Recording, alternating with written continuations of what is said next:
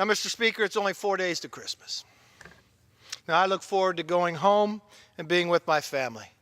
And I know every single member in this body looks forward to that too.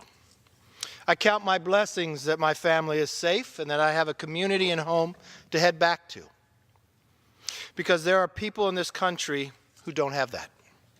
Their homes were destroyed by wind, flood, and fires. Their communities were torn apart by hurricane and flames. Now, I had the somber privilege of traveling to these places. I went to Texas and spent time with members on both sides of the aisle, seeing the flooded homes and streets filled with water. We visited NRG Stadium to meet the people forced to evacuate their homes.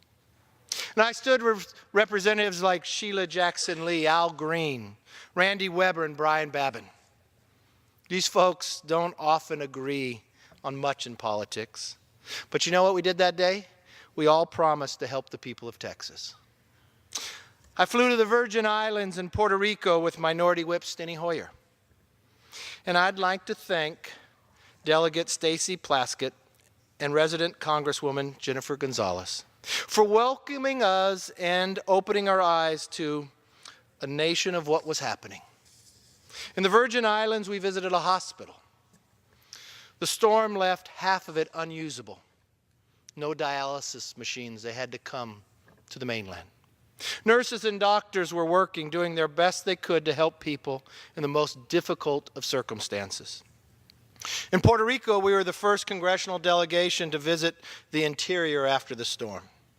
We were with members like Jeff Denham, Anthony Brown, and Norma Torres. We met people without power for weeks, low on food, low on medicine. We saw schools and homes destroyed and completely washed away.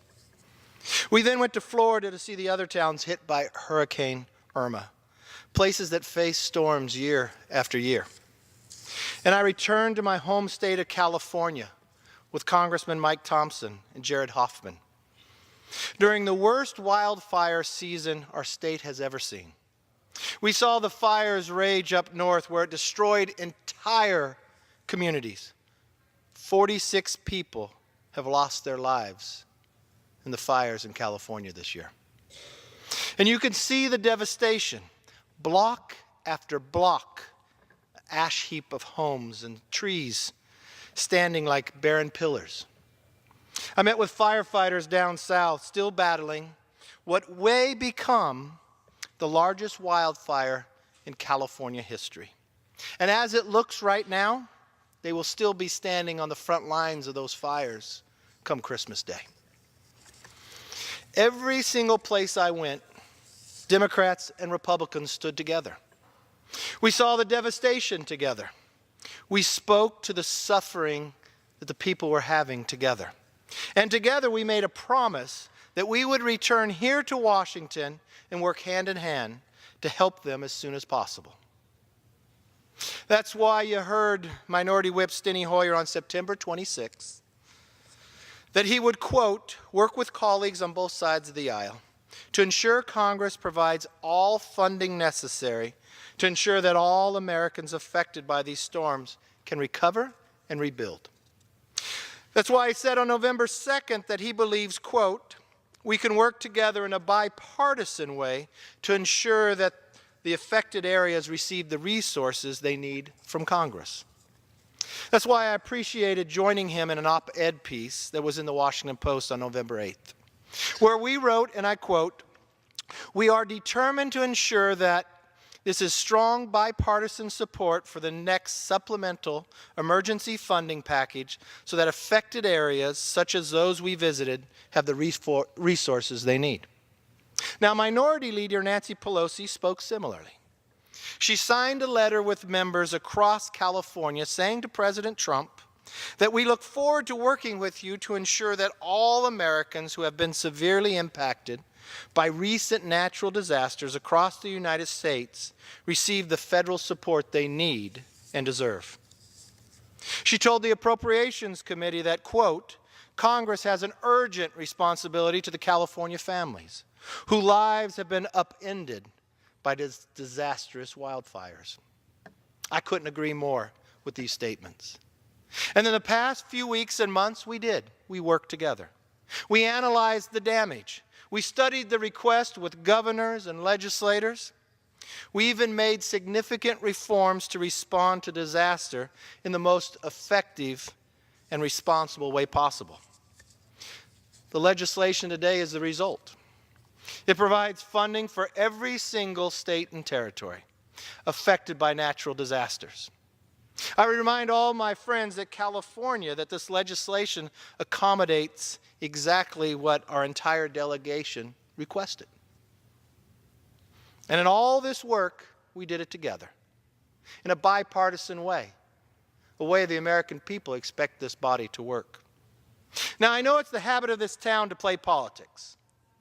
So, Mr. Speaker, I do want to tell my friends on the other side, if you feel like you have to, play politics on tax cuts. Call it whatever you want to call it.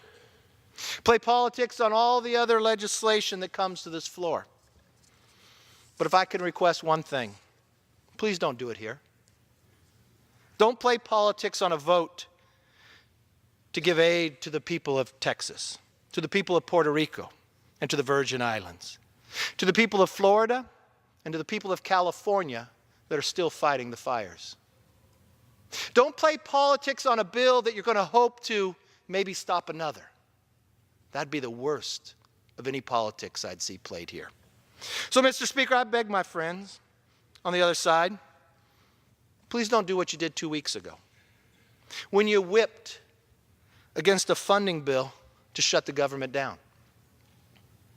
You don't like tax cuts? I understand. Vote against them. You don't want to vote for the funding of government and you want to shut it down? Fine. Take that vote.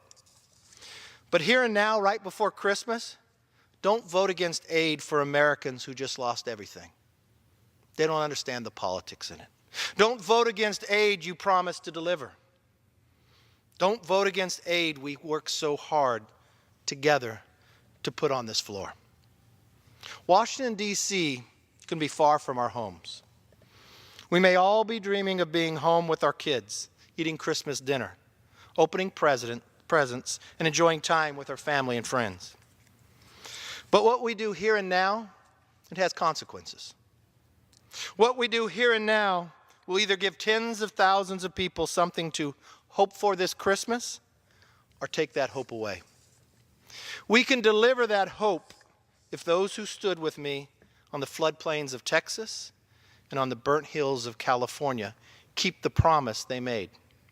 We can deliver that hope if those who worked with us for so long continue to work with us today. People need our help.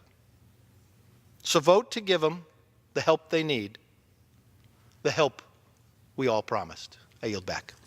The gentleman yields back.